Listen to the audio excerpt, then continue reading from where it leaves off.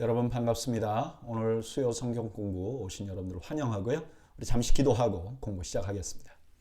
하나님, 오늘도 저희들이 하나님 말씀 함께 나누기 위해서 모였습니다. 이 시간을 복되게 하시고 우리 모두에게 은혜를 베풀어 주시옵소서. 예수님의 이름으로 기도하옵나이다. 아멘.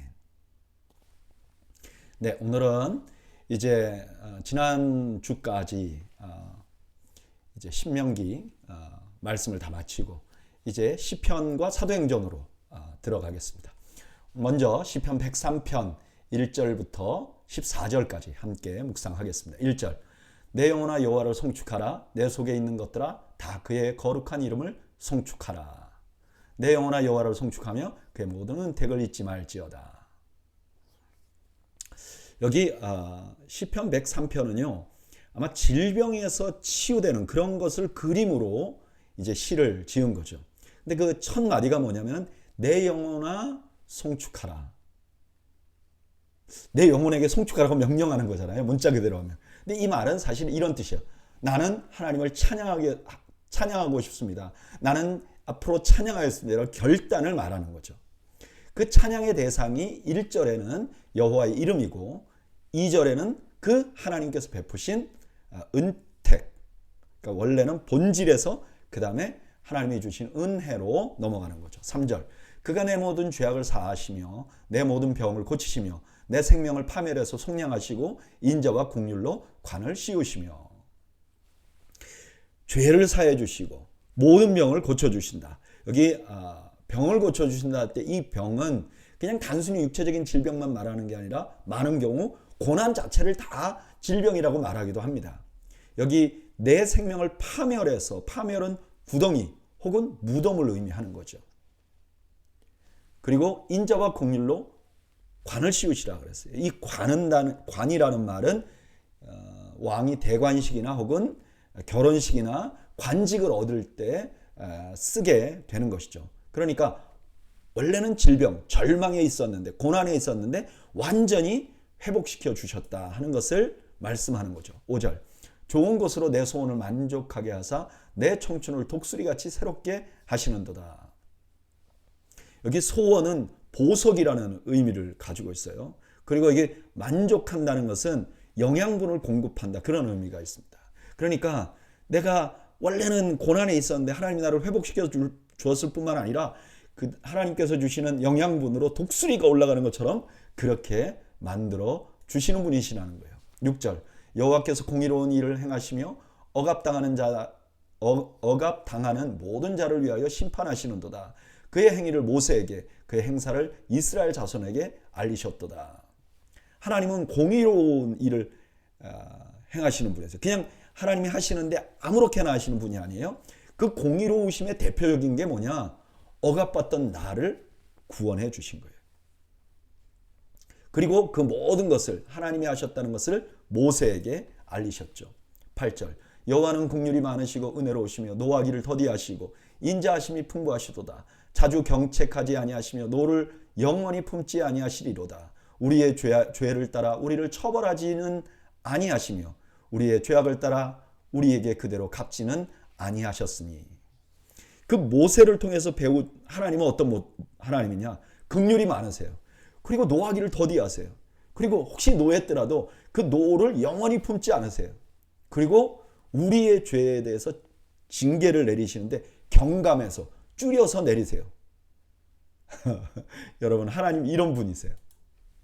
11절, 이는 하늘이 땅에서 높음 같이 그를 경외하는 자에게 그의 인자하심이 크심이로다. 동이 서에서 먼 것 같이 우리의 죄가를 우리에게서 멀리 옮기셨으며. 이렇게 하시는 이유가 뭐냐? 하나님이 인자하시기 때문에 그렇다는 거예요. 용서하실 때는 확실하게 해주시는 하나님이시라는 거예요. 13절, 아버지가 자식을 긍휼히 여긴 같이 여호와께서는 자기를 경외하는 자를 긍휼히 여기시나니 이는 그가 우리의 체질을 아시며 우리가 단지 먼지뿐임을 기억하심이로다. 하나님께서 이렇게 자비를 베푸실 때에는 어떻게 하시느냐?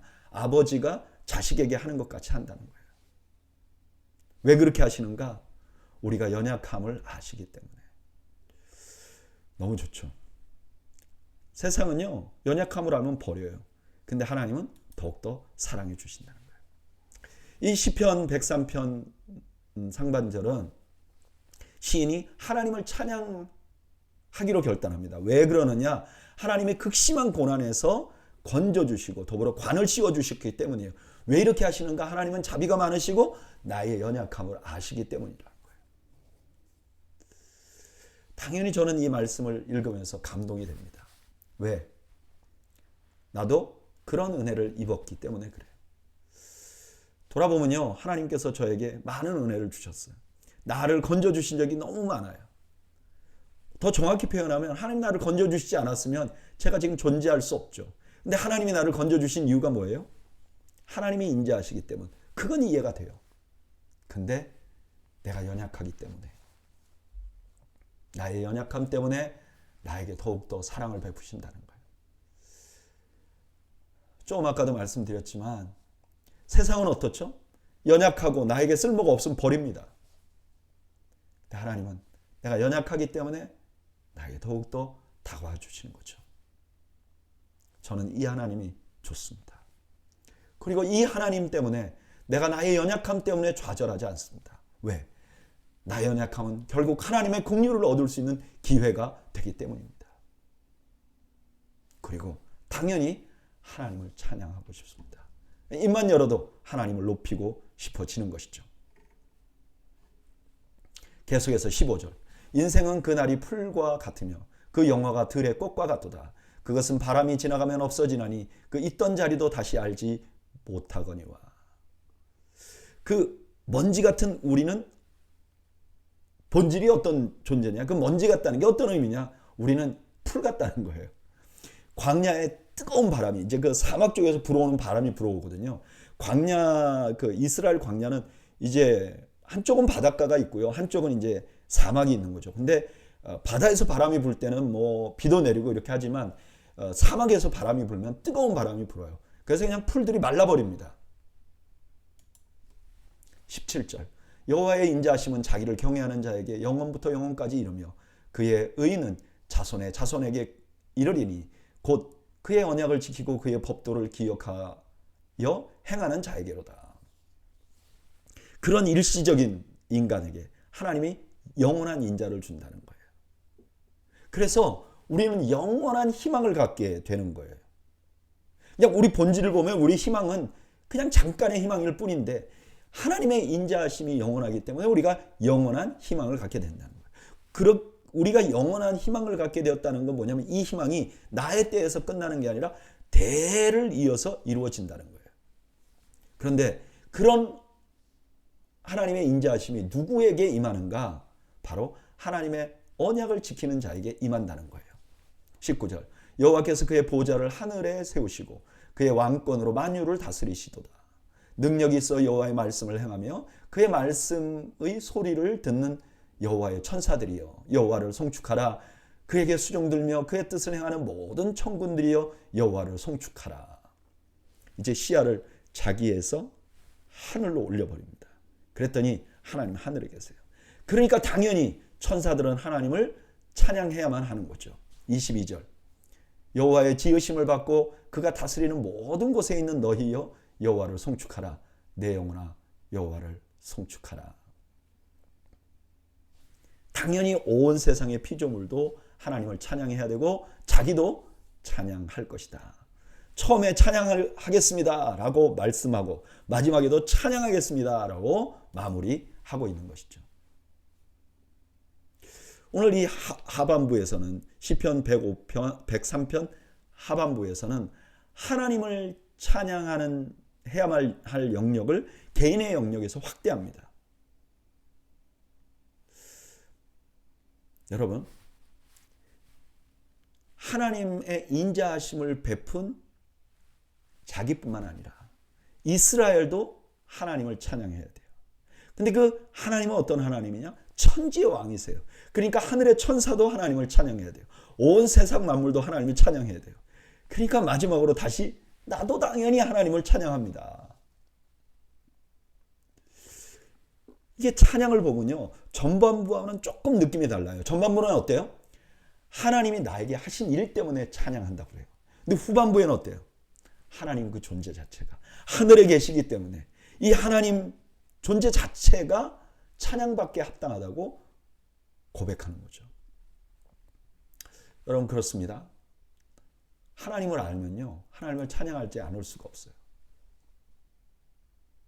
하나님을 찬양하는 것은 하나님께서 내게 해준 무엇보다도 하나님 그 본질, 하나님 자신으로 들어가면 찬양할 것이 더 많아지고 더 깊어지는 거예요.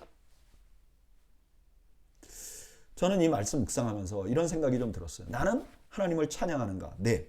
저는 하나님을 찬양하고 싶고 기회만 있으면 하나님을 높이고 싶어요. 근데 왜? 많은 경우에 하나님이 나에게 해주신 은혜 때문에, 하나님이 나에게 해주신 무엇 때문에 내가 하나님을 찬양하는 거죠.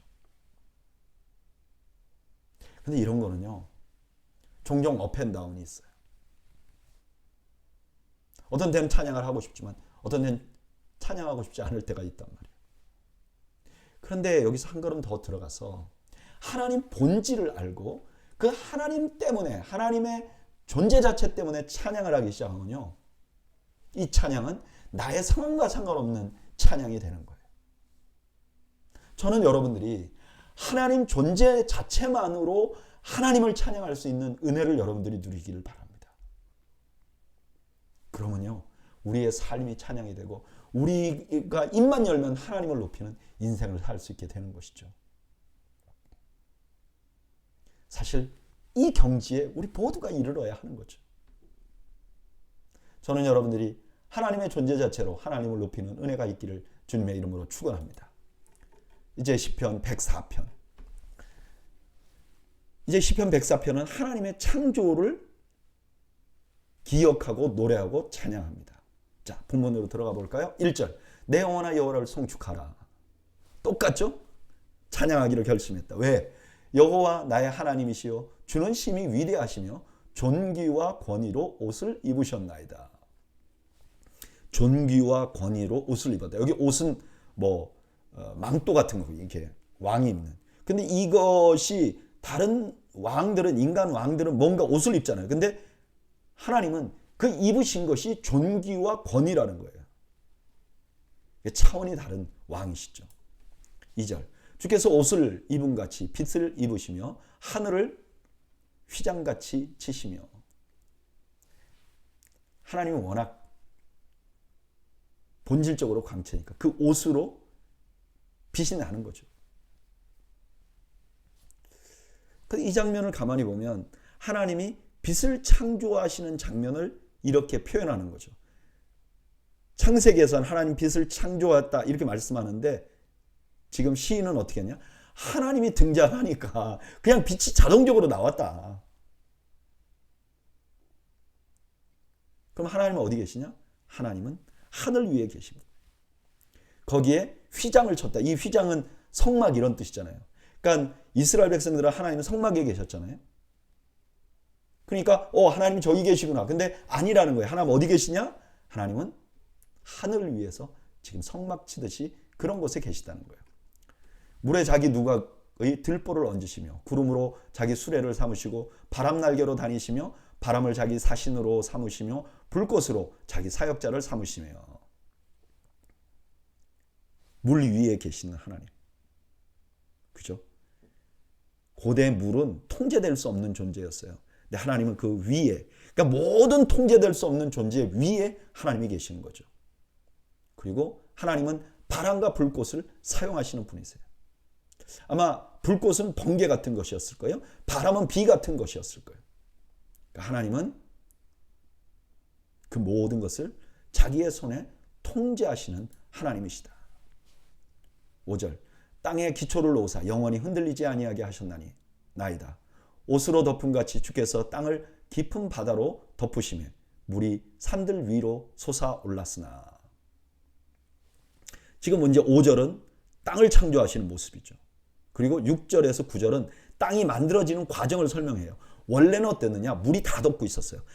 아무리 높은 산도 물로 덮여 있었어요. 7절. 주께서 꾸짖으시니 물은 도망하여 주의 우레소리로 말미암아 빨리 가며 주께서 그들을 위하여 정하여 주신 곳으로 흘러갔고 산은 오르고 골짜기는 내려갔나이다. 주께서 물의 경계를 정하여 넘치지 못하게 하시며 다시 돌아와 땅을 덮지 못하게 하셨나이다. 물이 각자 있는 곳으로 흘러갔어요. 그 흘러간 곳은 골짜기겠죠. 그리고 9절에 바닷물은 경계를 정했어요. 이건 뭐 넘어오지 못하게. 참 너무 멋지잖아요. 이게 바닷물이 찰랑찰랑하면서 넘어오지 않은 것은 하나님이 그거 정해놨기 때문에 못 넘어온 거다. 이렇게 말씀하는 거죠.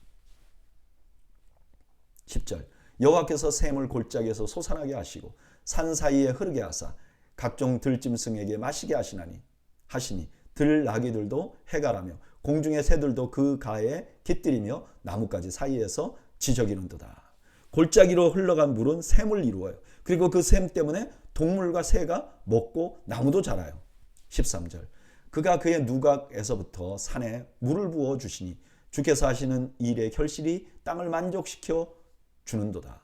그가 가축을 위하여 풀과 사람을 위한 채소를 자라게 하시며 땅에서 먹을 것이 나게 하셔서 사람의 마음을 기쁘게 하는 포도주와 사람의 얼굴을 윤택하게 하는 기름과 사람의 마음을 힘있게 하는 양식을 주셨도다. 여기 13절은 이제 누각에서 물을 붓는다는 건 비가 내리는 걸 의미하는 거죠. 하나님께서 비를 내려주시는 거예요. 그러니까 모든 식물이 자라나는 거죠. 하나님이 비를 내려주시니까. 16절 여호와의 나무에는 물이 흡족하며 곧 그가 심으신 레바논 백향목들이로다. 새들이 그 속에 깃들이며 학은 잣나무로 집을 삼는도다. 높은 산들은 사냥을 위하며 바위는 너구리의 피난처로다. 레바논의 백향목도 하나님이 주신 거고 산과 들짐승들이 깃드는 모든 것도 다 하나님이 만들어 주신 것이라는 것을 말합니다. 지금 시인은요 천지창조 때를 기억하면서 그 천지창조를 기억해보면 이 모든 삼라만상이 하나님이 만드신 것이다. 이렇게 결론을 내는 거죠. 그런데 이거 왜 말하는 거죠? 그 모든 것을 지금 자신이 누리고 있는 거죠.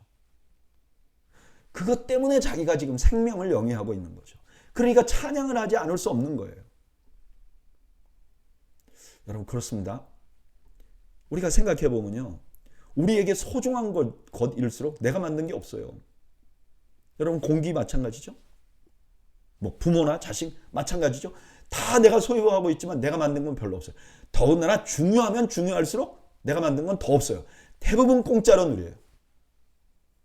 당연히 그것을 공급하시는 하나님께 찬양을 해야 되겠죠. 그런데도 불구하고 우리는 참 감사가 부족해요. 마치 광야를 사는 이스라엘 백성들처럼 조금만 수가 틀리면 불평해요. 하나님 내 인생에 왜 이런 일이 생기게 해주셨어요? 하나님 나를 왜 이런 고난 가운데 넣으세요? 하나님 입장에는 정말 배은망덕하다고 할 수 있겠죠. 여러분, 저는 여러분들이 하나님이 여러분들에게 대가를 치르지 않고 주신 것들을 헤아려 보는 은혜가 있기를 바랍니다. 그리고 그것 때문에 하나님을 날마다 더 찬양하는 은혜가 있기를 주님의 이름으로 축원합니다. 19절 여호와께서 달로 절기를 정하시며 해는 그 지는 때를 알도다. 주께서 흑암을 지어 밤이 되게 하시니 살림의 모든 짐승이 기어나오나이다. 젊은 사자들은 그들의 먹이를 쫓아 부르짖으며 그들의 먹이를 하나님께 구하다가. 이제 한 걸음 더 나가서 해와 달을 창조하는 장면이 나오고요. 밤이 되면 짐승들이 먹이 활동을 한다. 그리고 시인이 멋지죠. 밤에 사자들이 막 부르짖는 거예요. 이거를 하나님께 기도하는 것으로 그렇게 묘사합니다. 22절 해가 돋으면 물러가서 그들의 굴 속에 눕고 사람은 나와서 일하며 저녁까지 수고하는도다. 낮이 되면 짐승들은 쉰다. 그리고 사람들이 나와서 일한다. 하나님이 만들어 놓은 규칙대로 지금 움직이는 겁니다. 그냥 되는 게 하나도 없는 거죠. 24절 여호와여 주께서 하신 일이 어찌 그리 많은지요. 주께서 지혜로 그들을 다 지으셨으니 주께서 지으신 것들이 땅에 가득하니이다. 거기에는 크고 넓은 바다가 있고 그 속에 생물 곧 크고 작은 동물들이 무수하니이다. 그곳에서는 배들이 다니며 주께서 지으신 리워야단이 그 속에 노나이다. 자연은 하나님이 다 지으신 거죠. 거저된 게 없어요. 그리고 그것이 다 주님의 섭리 가운데서 움직여집니다. 그걸 보니까 하나님의 지혜가 너무너무 놀라워요. 심지어 그 안에는 혼돈의 상징인 리워야단도 하나님의 통제 아래 있는 거예요. 통제 안 되는 게 없어요. 27절 이것들이 다 주께서 때를 따라 먹을 것을 주시기를 바라나이다. 주께서 주신즉 그들이 받으며 주께서 손을 펴신즉 그들이 좋은 것으로 만족하다가 주께서 낯을 숨기신즉 그들이 떨고 주께서 그들의 호흡을 거두신즉 그들은 죽어 먼지로 돌아가나이다. 그들을 다 먹이시는 거 하나님이시라는 거예요. 특별히 28절에는 농부가 가축을 먹이는 그 장면을 가지고 하나님께서 그 백성을 먹이시는 것을 묘사하고 있습니다. 그리고 죽음조차도 하나님의 섭리에 있다고 지금 말씀하고 있는 것입니다. 30절 주의 영을 보내어 그들을 창조하사 지면을 새롭게 하시나이다. 이 말은 창조가 아니라 새로운 생명이 등장하는 것을 묘사합니다. 하나님은 창조 때 다 만들어 놨잖아요. 그러면 이제 새로운 생명을 그냥 간섭 안 하느냐? 아니라는 거예요. 창조하듯이 매번 생명을 만들고 계시는 거예요. 31절 여호와의 영광이 영원히 계속할지며 여호와는 자신께서 행하시는 일로 말미암아 즐거워하시리로다. 그가 땅을 보신즉 땅이 진동하며 산을 만지신즉 연기가 나는도다. 이런 새로운 창조로 말미암아 하나님의 영광이 계속되는 거예요. 그러니까 천지 창조하신 하나님이 이 땅을 버린 게 아니라 계속해서 공급하시고 뿐만 아니라 새로운 생명을 계속 준다는 거예요. 그리고 심지어 이 땅도 하나님이 계속 만져줘야 안정되게 존재한다는 겁니다. 33절 내가 평생토록 여호와께 노래하며 내가 살아있는 동안 내 하나님을 찬양하리로다. 나의 기도를 기쁘게 여기시기를 바라나니 나는 여호와로 말미암아 즐거워하리로다. 온 세상은 하나님의 섭리에 의해서 존재하는 거예요. 그러니까 이걸 알고 나니까 하나님을 찬양하지 않을 수 없다는 거예요. 35절 죄인들을 땅에서 소멸하시며 악인들을 다시 잊지 못하게 하시리로다. 내 영혼아 여호와를 송축하라. 할렐루야. 지금 삼라만상이 다 하나님의 은혜 가운데 움직이잖아요. 하나님의 섭리로. 그러면 우리가 살아가는 사회도 하나님이 움직인다는 거예요. 그래서 결국 악인을 제거해 주실 거라는 거예요.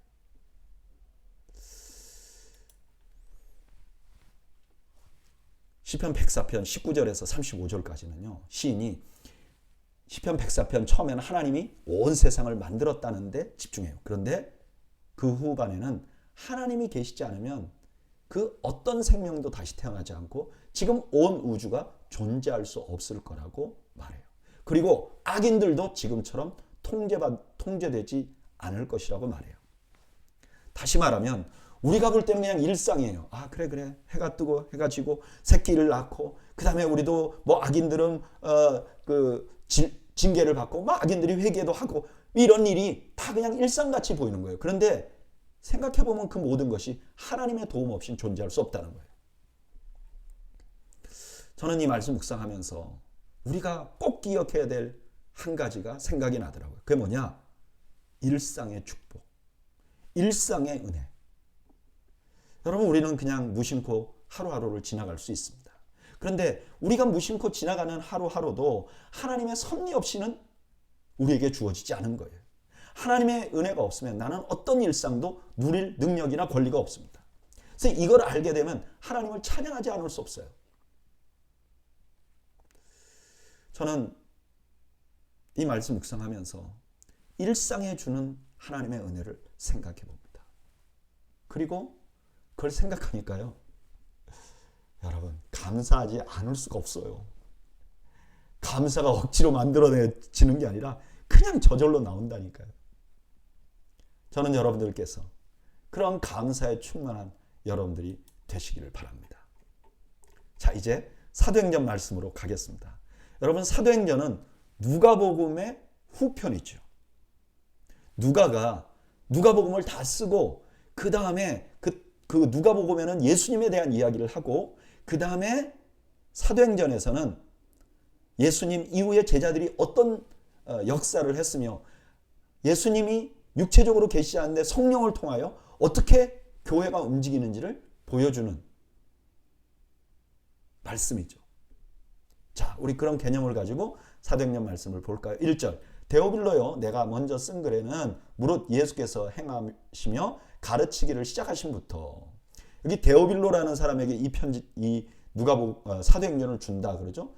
누가복음에서는 데오빌로에 대해서 각하라고 말해요. 그러니까 이 사람 상당히 고위층이에요. 그래서 많은 학자들이 데오빌로라는 사람이 이제 있나 실제로. 근데 실제로는 존재하지 않아요. 그래서 이 사람 없는 사람인데 그냥 누가가 그냥 가상 인물로 만든 것이다 이렇게 말하는 사람도 있는데, 많은 분들이 생각하는 건 뭐냐면은 데오빌로라는 사람이 원래 자기 이름이 있었어요. 공식 직함. 근데 예수님 믿고 나서 이 사람이 데오빌로, 하나님의 친구, 이런 이름으로 이름을 개종해서 썼을 것이다 라고 생각을 합니다.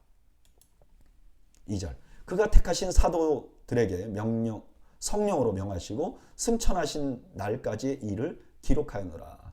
이제 누가복음 내용이 이런 내용이라는 거죠. 주님께서 승천하실 때까지 내용을 기록했다는 거예요. 3절. 그가 고난받으신 후에 또한 그들에게 확실한 많은 증거로 친히 살아계심을 나타내사 40일 동안 그들에게 보이시며 하나님 나라의 일을 말씀하시느니라. 주님 부활하시고 그 다음에 40일간 있었다는 거예요. 있으면서 무슨 얘기 하셨느냐? 하나님의 나라에 대해서 말씀하셨다는 거예요. 4절. 사도와 함께 모이사 그들에게 분부하여 이르시되 예루살렘을 떠나지 말고 내게서 들은 바 아버지께서 약속하신 것을 기다리라. 요한은 물로 세례를 베풀었으나 너희는 몇 날이 못되어 성령으로 세례를 받으리라 하셨느니라. 40일에 예수님께서 여러 가지 말씀, 하나님의 나라에 대해서 가르쳤는데 그 중에 아주 중요한 말씀이 뭐냐? 예루살렘을 떠나지 말고 성령이 내리실 거니까 그때까지 기다리라. 근데 이 성령이 내리시는 걸 뭐라고 말했는가? 세례라고 말했어요. 세례는 뭐죠? 세례의 의미는 과거에 나는 죽고 새롭게 사는 것이잖아요. 우리 예수님께서 십자가에 죽으시고 부활하신 것처럼 지금 있는 사람들이 완전히 새로운 삶을 살게 되는 날이 올 것이다. 그게 성령이 임하시면서 일어날 것이다. 그래서 성령이 내리시는 걸 세례라고 표현한 거죠. 6절. 그들이 모였을 때 예수께 여쭤 이르되 주께서 이스라엘 나라를 회복하심이 이때니까 하니 이르시되 때와 시기는 아버지께서 자기 권한에 두셨으니 너희의 알 바가 아니요. 오직 성령이 너희에게 임하시면 너희가 권능을 받고 예루살렘과 온 유다와 사마리아와 땅끝까지 이르러 내 증인이 되리라 하시니라. 제자들은 이 예수님의 말씀을 듣고 막 자기 영역 아닌 것을 생각하는 거예요. 예수님이 이 성령이 내리시면 그때가 예수님이 원래 말했던 그 나라가 회복되는 것인가 막 그런 생각을 하는 거예요. 예수님이 그런 생각하지 마. 그때를 기다리지. 그 때가 언제인지 너무 생각하지 마. 그리고 중요한 건 뭐냐? 너희들이 지금 내 부활을 증거하는 증인들인데 너희들이 확실한 증인으로서의 삶을 살게 될 것이야 라고 말씀하신 거죠. 그리고 9절. 이 말씀을 마치시고 그들이 보는데 올려져 가시니 구름이 그를 가리어 보이지 않게 하더라. 올라가실 때 제자들이 자세히 하늘을 쳐다보고 있는데 흰옷 입은 두 사람이 그들 곁에 서서 이르되 갈릴리 사람들아 어찌하여 서서 하늘을 쳐다보느냐? 너희 가운데서 하늘로 올려지신 이 예수는 하늘로 가심을 본 그대로 오시리라 하였느니라. 구름이 등장되는 것은 우리 예수님이 그냥 단순히 하늘 위로 올라갔다 그 뜻이 아니고 하나님이심을. 왜냐하면 하나님은 어떤 분이시냐? 구름을 타고 다니시는 분이다. 이런 생각을 옛날 사람들이 했기 때문에 그렇죠. 예수님이 승천하시는 것을 보면서 마지막 약속, 다시 올 것이다 라는 약속을 주셨다고 기록합니다. 사도행전은요, 예수님의 부활과 승천에 대한 증언으로 시작됩니다. 그리고 그 부활과 승천에 예수님 부활하셔서 승천하셨어. 이건 그냥 사실이에요. 팩트예요. 근데 누가가 우리에게 강조하는 건 그렇게 부활하시고 승천하신 주님이 우리에게 하신 마지막 당부, 그리고 약속을 잊지 말라는 걸 기록한 거죠. 마지막 당부는 뭐죠? 증인으로 살라는 거예요. 지금 이미 증인이 되었어. 왜냐하면 부활을 보았으니까. 부활하신 예수님을 만났으니까 이제 증인의 삶을 살아. 그리고 또 하나 약속을 주셨는데 다시 온다는 거예요. 이 말씀은요, 예수님의 제자들에게 그들이 무엇을 해야 되고 무엇을 기대하며 살아야 할지를 알려줘요. 무엇을 해야 되죠? 증인으로 살아야 돼요. 여러분, 그리스도인의 삶은 잘 사는 것도 목표가 아니고 축복받는 삶을 사는 것도 목표가 아니고 행복한 삶을 사는 것도 목표가 아니에요. 증인으로 사는 것입니다. 그리고 뭘 기다려야 되죠? 주님 오심을 기다려야 하는 거죠. 저는 이 말씀 묵상하면서 저를 돌아봅니다. 저는 예수님의 부활과 승천을 믿습니다. 그리고 저는 이미 증인인 것도 믿습니다. 그러면 내가 증인으로서의 삶을 최선을 다해서 충실하게 살고 있는가? 네, 이렇게 대답하기가 두려워요. 또 나는 무엇을 기대하고 있는가? 나는 주님 앞에 충성을 다하고 목사로 살았으니까 하나님이 나에게 무언가 줄 것을 기대하고 있지 않는가? 나는 혹시 내가 이렇게 했으니까 하나님이 나에게 이런 보상을, 존경받는 보상을 기대하고 있지 않는가? 나를 돌아봅니다. 역시 자신이 없어요. 저는 아무리 안 하려고 해도 제게 그런 기대가 있는 것 같아요. 세상에서의 기대.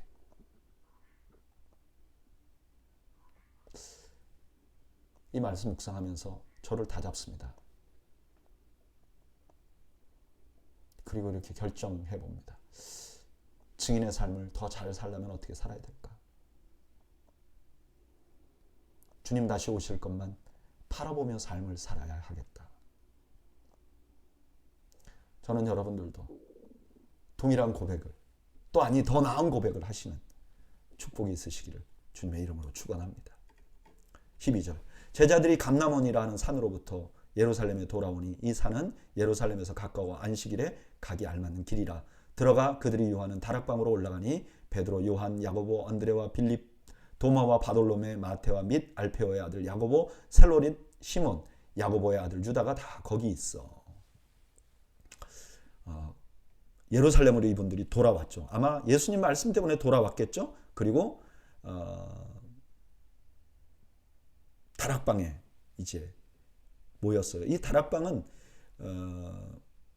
그냥 뾰족한 위에 다락방 이런 느낌이 아니라 집이 이제 이스라엘 집은 뭐 슬라브식이라 그러잖아요. 1층과 2층이 똑같은 평수로 되어 있잖아요. 근데 1층과 똑같은 평수에 2층이 있는데 그 2층을 다락방이라고 부른 거죠. 그러니까 정확히 말하면 2층 큰 거실 이런 의미가 됩니다. 근데 그 큰 거실이 있는 집에 모인 거죠. 저도 예루살렘에 방문했을 때 이런 큰 집에 가봤는데 실제로 다닥다닥 앉으면 120명 앉겠더라고요. 14절, 여자들과 예수의 어머니 마리아와 예수의 아우들과 더불어 마음을 같이하여 오로지 기도에 힘쓰더라. 모인 무리의 수가 약 120명이나 되더라. 그때 베드로가 그 형제 가운데서 일어서서 이르되, 이들이 모여가지고 마음이 하나가 됐어요. 이것도 참 놀라운 기적이죠. 어떤 목사님은 이 120문도가 기도하는 데서 기도하고 뭐 나중에 이제 성령이 임하시고 그러는데 그 모든 것보다도 마음이 하나가 됐다는 게 진짜 기적이다. 뭐 이렇게 말씀하신 분들도 있어요. 그리고 그들이 기도에 헌신한 거죠.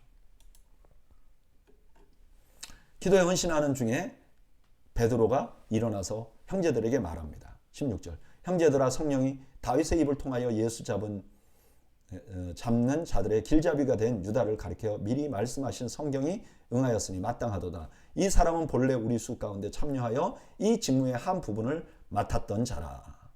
이제 가룟 유다에 대해서 얘기를 합니다. 18절, 이 사람이 불의의 삭스로 밭을 사고 후에 몸이 곤두박질하여 배가 터져 창자가 다 흘러나온지라. 이 일이 예루살렘에 사는 모든 사람에게 알려져 그들의 말로는 그 밭을 아겔다마라 하니 이는 피밭이라는 뜻이라. 시편에 기록하였으되 그의 거처를 황폐하게 하시며 거기 거하는 자가 없게 하소서 하였고 또 일렀으되 그의 직분을 타인이 취하게 하소서 하였도다. 베드로가 볼 때는 이 가룟 유다의 배신이 이미 예언되어 있었다는 거예요.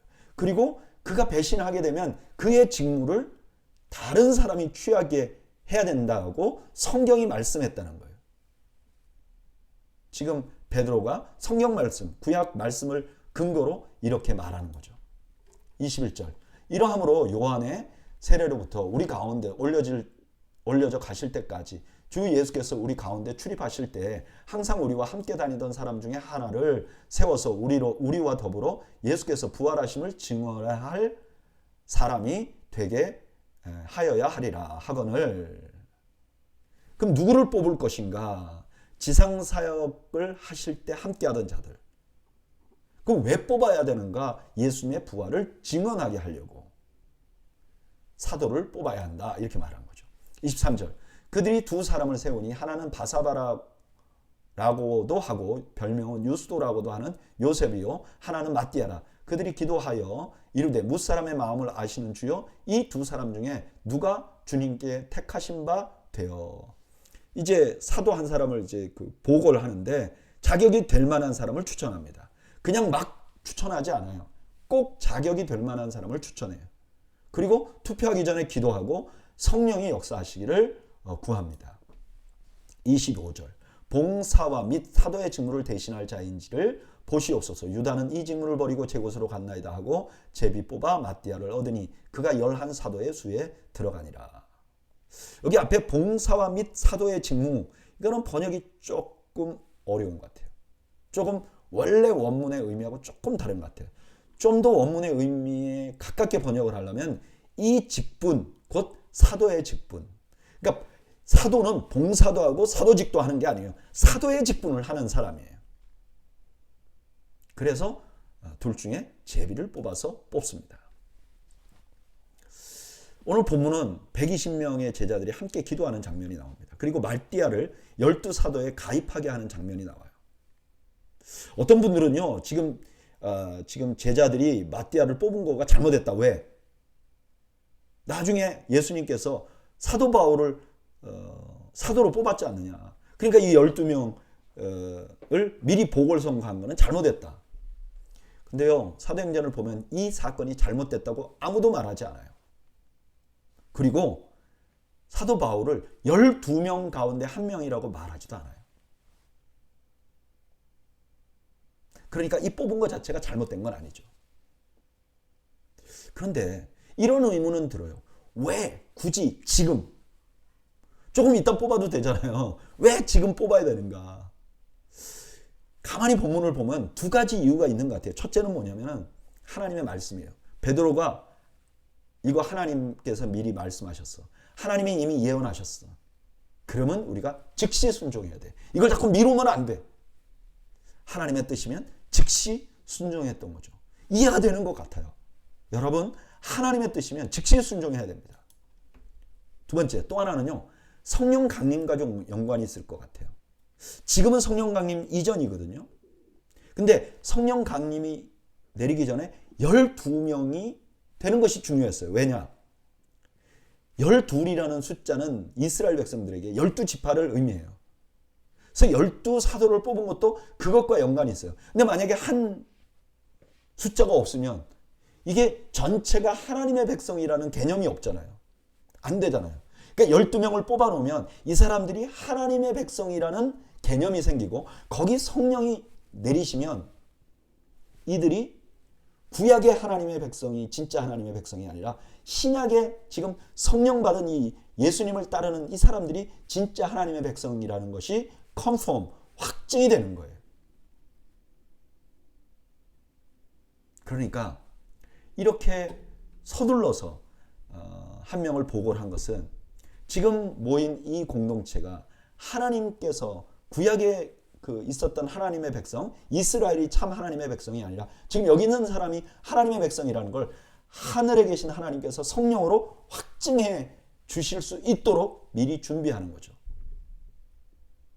그러니까 신약교회가 참 하나님의 백성임을 확증하는 의미가 있죠. 만약에 신약교회가 참 하나님의 백성이라면 두 가지 중요한 의미가 있습니다. 첫째는 하나님의 보호를 받아요.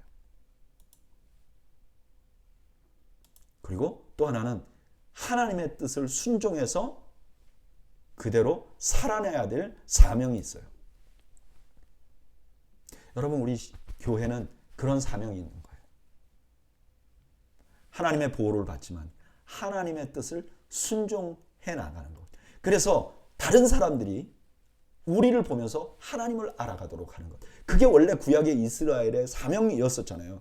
그들에게만 율법을 준 이유가 뭐예요? 그들이 율법을 지키면서 하나님의 백성임을 드러내는 거죠. 그리고 그 영광을 하나님께 돌리도록 하는 거죠. 마찬가지로 신약의 하나님의 백성들은 어떻게 해야 되는가? 하나님의 특별한 보호도 받지만 우리가 하나님의 말씀이 옳다는 것을 보여주는 거죠. 여러분, 세상 요즘에 특별히 우리가 살고 있는 미국 어때요? 정말 하나님의 말씀이 땅바닥에 떨어져 있어요. 누가 하나님의 말씀이라 그러면 정말 코웃음칩니다. 이때 이 하나님의 말씀의 권위를 누가 세워야 합니까? 바로 교회가 세워야 되는 거죠. 이게 교회의 사명이죠. 그래서 교회는요, 시류에 흔들리면 안 돼요. 어떤 일이 있어도 하나님 말씀에 든든히 서가야 하는 거죠. 저는 우리 더웨이 교회가 그런 교회가 되기를 바라고, 우리 성도들이 그런 성도들이 되시기를 축복합니다. 2장 1절, 그 유명한 일이 일어나는 거죠. 오순절 날 이름에 그들이 다 같이 한 곳에 모였더니, 지금 오순절 날이 이르렀다. 이 오순절 날은 6월절부터 50일 되는 날이죠. 첫 예물을 드리는 날이에요. 그때가 이르렀다는 거예요. 여기 이르렀단 말은 이제 시작됐다 그런 뜻이 아니라 완전히 성취되었다 이런 뜻이 있어요. 야, 이제 오순절이 성취되었어. 이런 의미가 있는 거죠.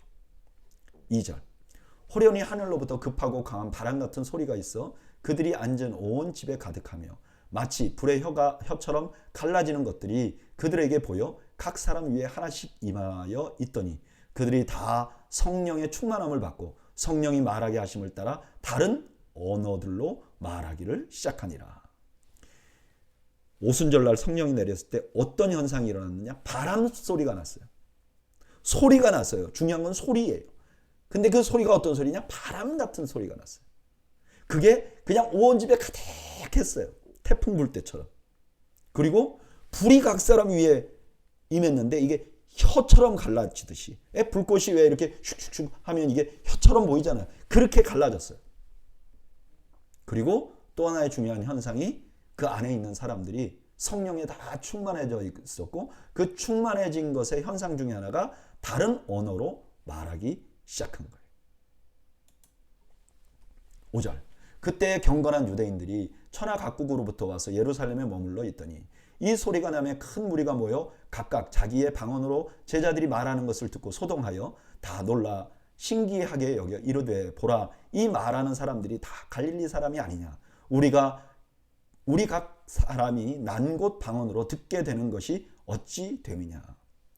바로 이때 막 방언을 말할 때 거기에 전국에 흩어져 있었던, 그러니까 주변 국가에 흩어져 있던 유대인들이 예루살렘에 왔어요.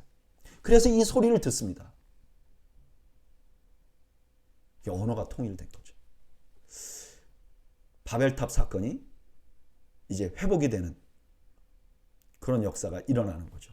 9절, 우리는 바데인과 메데인과 엘람인과 또 메소포타미아, 유대와 갑바도니아, 본도와 아시아, 부르기아와 밤빌리아, 애굽과 및 구레네 가까운 리비아 여러 지방에 사는 사람들과 로마로부터 온 나그네 곧 유대인과 유대교에 들어온 사람들과 그레데인과 아라비아인들이라 우리가 다 우리의 각 언어로 하나님의 큰 일을 말함을 듣는도다 하고, 각 사람의 출신지를 말해요.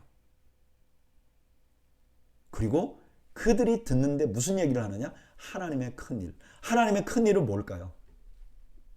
예수님의 십자가 죽음과 부활이겠죠. 이걸 듣는 거예요. 그러니까 12절, 다 놀라며 당황하여 서로 이르되 이 어찌된 일이냐 하며 또 어떤 이들은 조롱하여 이르되 그들이 새 술에 취하였다 하더라. 당연히 당황하죠. 이런 일이 지금 일어나도 당연히 당황할 거예요. 그러니까 사람들이, 어떤 사람은 조롱하는 거죠. 사도행전 1장 1절에서 13절까지는 오순절에 성령이 임하는 사건이 나옵니다. 근데 성령이 임하셔서 결국 결과는 뭐죠? 각각 다른 나라 언어로 복음이 전해지는 거예요. 지금 진정으로 증인이 된 거예요. 예수님께서 말씀하신 그대로 된 겁니다. 성령이 내리셨고 그들은 증인이 된 거예요. 그런데 바울이 우리에게 이렇게 말합니다. 고린도전서 12장 3절. 그러므로 내가 너희에게 알리노니 하나님의 영으로 말하는 자는 누구든지 예수를 저주할 자라 하지 아니하고는 하고 또 성령으로 아니하고는 누구든지 예수를 주시라 할 수 없느니라. 그러니까 우리가 예수를 주님으로 고백하는 건 성령이 내리신다. 성령이 계셨기 때문이라는 거예요. 그러면 예수님을 주로 시인하는 모든 사람들이 갖는 사명은 뭘까요? 복음의 증인이 되는 거죠. 저는 우리 도회의 교회가 이 사명 잊어버리지 않기를 바랍니다. 복음의 증인이 되는 것. 하나님의 말씀을 전하는 것.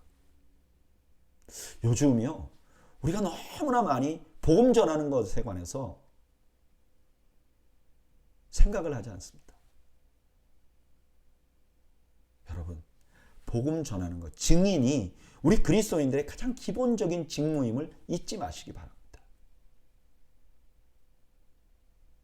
저는 우리 교회가 그런 교회가 되기를 주님의 이름으로 축원합니다. 복음을 전하는 교회가 되기를 소원합니다. 14절. 베드로가 11 사도와 함께 서서 소리를 높여 이르되 유대인들과 예루살렘에 사는 모든 사람들아 이 일을 너희로 알게 할 것이니 내 말에 귀를 기울이라. 때가 제3시니 너희 생각과 같이 이 사람들이 취한 것이 아니라. 이게 지금 술 취했다고 말하는 사람들에게 말하는 거잖아요. 시간적으로 지금 술 취할 시간이 아니다 이렇게 말하는 거죠. 16절. 이는 선지자 요엘을 통하여 말씀하신 것이니 일렀을 때 하나님이 말씀하시기를 말세에 내가 내 영을 모든 육체에 부어주리니 너희의 자녀들은 예언할 것이요 너희의 젊은이들은 환상을 보고 너희의 늙은이들은 꿈을 꾸리라. 그때 내가 내 영을 내 남종과 여종에게 부어주리니 그들이 예언할 것이요. 요엘서 말씀에 보면 어떤 날, 여기는 말세라고 되어 있는데 어떤 날 하나님께서 성령을 부어주실 것이다. 성령을 받으면 그들이 예언을 할 것이다. 다시 말하면 선지자 노릇을 할 것이다 하는 예언이 있다는 거예요. 이거 유대인들이 다 알죠. 너희들 그거 기억하지 않느냐? 19절. 또 내가 위로 하늘에서는 기사를 아래로 땅에서는 징조를 베풀리니 곧 피와 불과 연기로다. 주의 크고 영화로운 날이 이르기 전에 해가 변하여 어두워지고 달이 변하여 피가 되리라. 누구든지 주의 이름을 부르는 자는 구원을 받으리라 하였느니라. 여기 19절은요. 불과 구름 기둥으로 하나님의 임재가 나타나는 상징을 말하는 거죠. 그리고 여기 보면 구약에서는 크고 두려운 날이라고 말했어요. 근데 오늘 성경에는 뭐라 하죠? 크고 영화로운 날로 바뀌었어요. 그러니까 영화로운 날이 이르기 전에 어떤 현상이 있느냐? 어두워진 사건이 있다는 거예요. 근데 어두워진 사건은 언제 있었죠? 네. 예수님이 십자가 달릴 때 어두워졌었잖아요. 그럼 영화로운 날은 뭐죠? 부활이죠. 이런 때가 되면 이 시기가 어떤 때냐? 누구든지 주의 이름을 부르면 구원을 받는다. 다시 말하면 이방인일지라도 그 출신이 어떤 사람일지라도 주의 이름만 부르면 구원을 얻는 시기가 되었다는 것을 말하는 거라는 거예요. 22절. 이스라엘 사람들아 이 말을 들으라. 너희도 아는 바와 같이 하나님께서 나사렛 예수로 큰 권능과 기사와 표적을 너희 가운데 베푸사 너희 앞에서 그를 증언하셨느니라. 그가 하나님께서 정하신 뜻과 미리 아신 대로 내어준 바 되었거늘 너희가 법 없는 자들의 손을 빌려 못 박아 죽였으나 하나님께서 그를 사망의 고통에서 풀어 살리셨으니 이는 그가 사망에 매어 있을 수 없음이라. 예수님의 죽음과 부활, 이걸 증언합니다. 여러분, 오늘날에는 부활을 자꾸 증명해야 돼요. 근데 지금 사도 베드로가 있을 땐 부활은 증명해야 될 일이 아니에요. 그냥 사실이에요. 그리고 그 부활이 어떤 의미가 있는지를 설명합니다. 25절.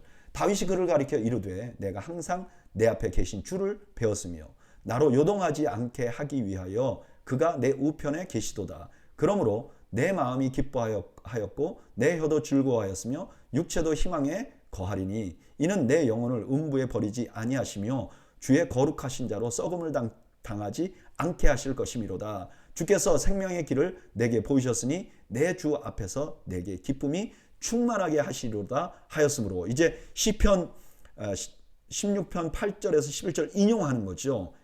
그 다음에 뭐라 그러죠? 29절 이제 베드로가 설명을 하는 거예요. 형제들아, 내가 조상 다윗에 대하여 담대히 말할 수 있노니 다윗이 죽어 장사되어 그 묘가 오늘까지 우리 중에 있도다. 그는 선지자라 하나님이 이미 맹세하사 그 자손 중에 한 사람을 그 위에 앉게 하려 하심을 알고 미리 본 거로 그리스도의 부활을 말하되 그가 음부의 버림이 되지 않고 그의 육신이 썩음을 당하지 아니하시리라 하더니.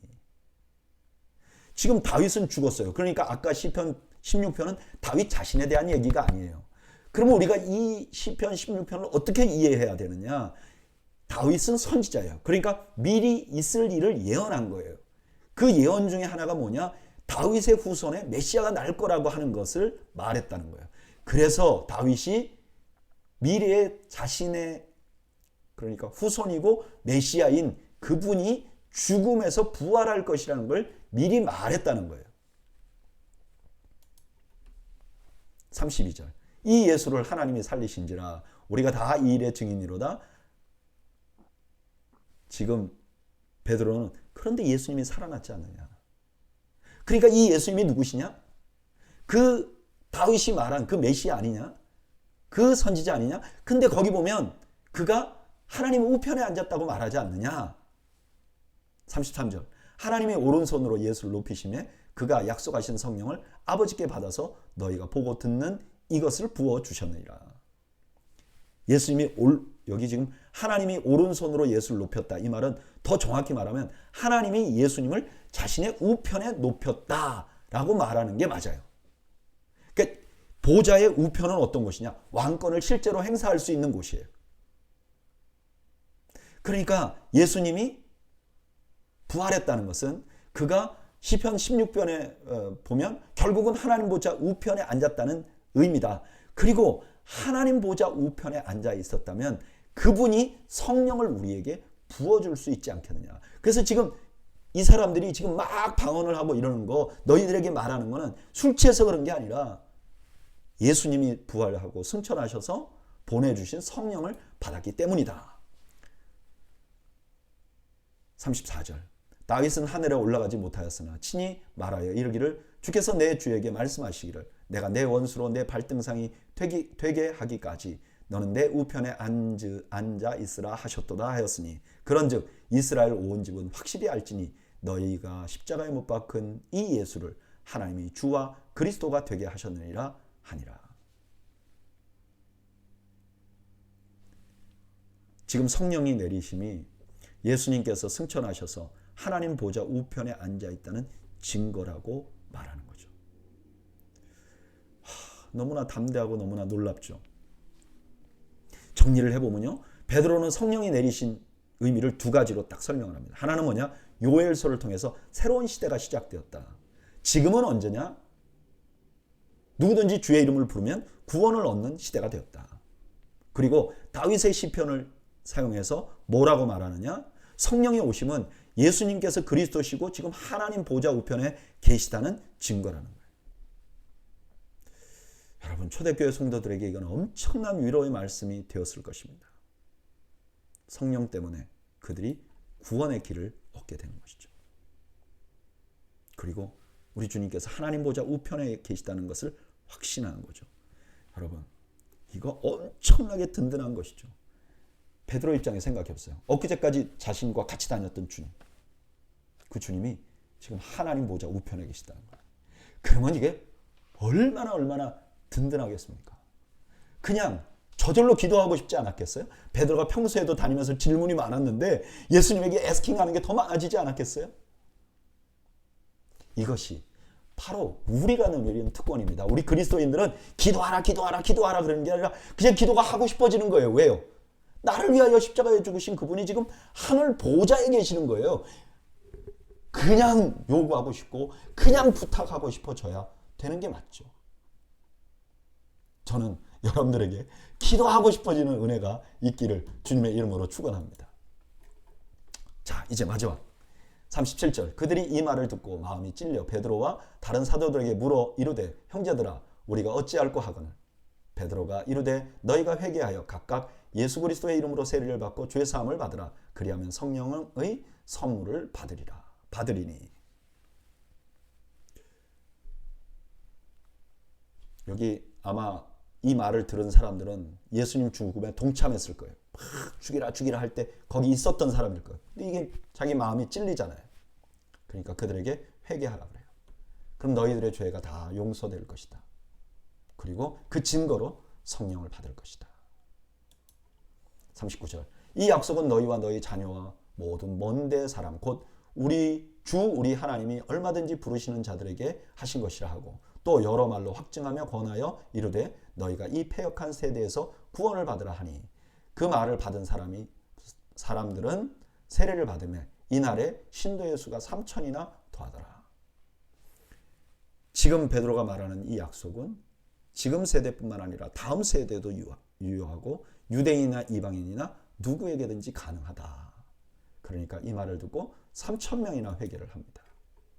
42절 그들이 사도의 가르침을 받아 서로 교제하고 떡을 떼며 오로지 기도하기를 힘쓰니라.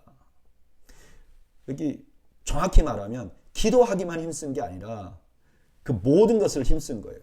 사도들 가르침을 받는 것도 힘쓰고 그 다음에 교제하는 것도 힘쓰고 떡을 떼는 것도 힘쓰고 그리고 기도하는 것도 힘썼다는 거예요. 여기 교제라는 말은 그냥 음식을 먹는 것과 또 영적인 교제도 함께 말하는 거예요. 우리 예배 마치고 이제 교제하듯이 그런 거죠. 여기 떡을 떼는 건 아마 성만찬에 더욱더 가까운 것 같아요. 그냥 밥만 먹는 게 아니라 예배를 하는 거죠. 오늘날 예배. 그리고 기도는 정관사가 붙어 있고 그 다음에 복수예요. 그러니까 그 기도들, 이전에 했던 그런 기도들에 막 애썼다는 거예요. 120문도가 기도하던 것처럼 이들이 기도했다는 거예요. 43절 사람마다 두려워하는데 사도들로 말미암아 기사와 표적이 많이 나타나니 믿는 사람이 다 함께 있어 모든 물건을 서로 통용하고 또 재산과 소유를 팔아 각 사람의 필요에 따라 나누어 주며. 두려워함이 가득한데 표적이 나타나요. 그리고 그걸로 통해서 복음이 들어간 사람들의 삶이 바뀌는데 재산을 공유하는 역사가 일어나요.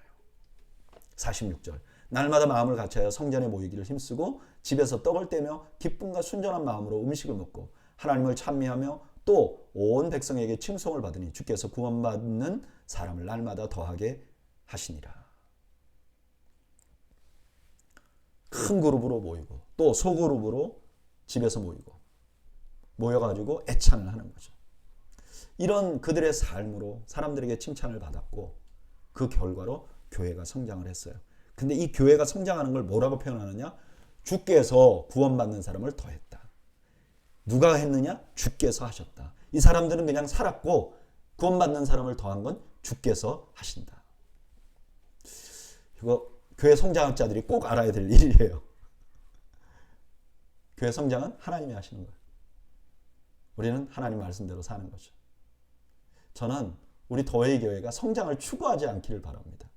우리는 하나님 말씀대로 살고 하나님이 그렇게 하시는 그런 교회가 되기를 바랍니다.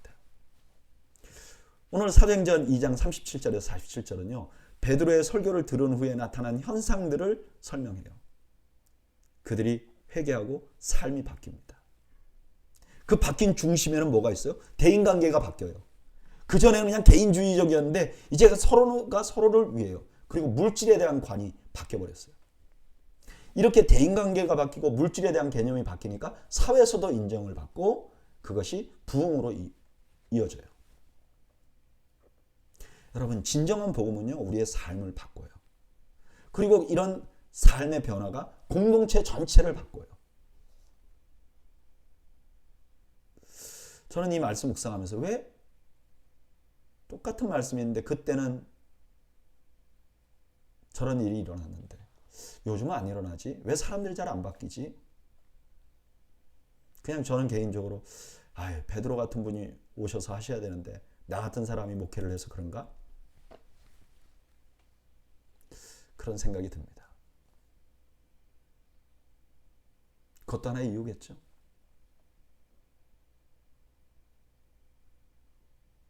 그런데 저는 또 다른 면도 있다고 생각합니다. 우리가 얼마나 죄인인지를 모르는 거예요. 그러니까 복음이 와도 이게 반응이 안 되는 겁니다.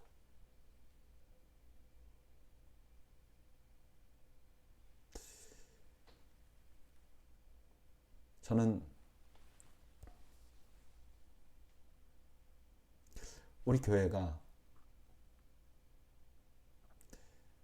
이 시대에 복음만을 외치는 교회가 되기를 바라고, 이 복음이 그냥 전해지는 것이 아니라 삶을 바꾸는 파워가, 능력이 우리 가운데 나타나는 은혜를 갈망합니다. 더웨이 교회에서 복음이 전파될 때 바로 오늘 초대교회 성도들에게 나타나는 은혜처럼 그런 은혜가 나타나는 교회가 되기를 소원합니다. 그리고 그런 일이 우리 가운데 일어나기를 소원합니다. 여러분, 제가 부족하고 또 성도들이 죄책감을 덜 갖는다고 해서 복음 자체가 능력이 없는 것은 아닙니다. 복음은요, 그 자체가 사람을 변화시키는 능력이 있어요. 저는 우리 교회가 그런 능력을 경험하기를 축복합니다. 사실 잘 생각해 보면요, 우리 교회 그런 일이 일어나고 있어요. 우리가 급진적으로 일어나지 않으니까 이런저런 얘기를 하는 건데, 실제로 우리 교회를 가만히 보세요. 10년 전에 우리를 돌아보세요. 20년 전에 여러분들의 모습을 한번 생각해 보세요. 변화되고 있죠.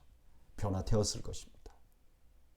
저는 우리 교회에 앞으로 이런 교회 변화가 더 많이 나타날 거라고 기대하고 있습니다. 믿습니다. 그래서 더 복음만을 전하려고 합니다. 저는 이 놀라운 변화의 역사에 우리 모두가 함께 동참해서 더 아름다운 교회, 더 멋진 교회, 하나님의 복음이 움직이는 그런 교회를 만들어 나가기를 소원합니다. 기도하겠습니다. 하나님, 우리 더웨이 교회가 하나님의 복음으로 사람을 변화시키는 능력 있는 교회가 되게 하시고, 주의 복음이 어떤 일을 하는가를 목도하는 우리 모두가 될 수 있도록 은혜를 베풀어 주시옵소서. 예수님의 이름으로 기도하옵나이다. 아멘. 오늘 수요 성경 공부 오신 여러분들 환영하고요. 감사하고요. 참 환영한다. 감사하고요. 오늘 저녁에 여러분들 가정에 하나님이 주신 평강이 가득하시기를 주님의 이름으로 축원합니다. 감사합니다.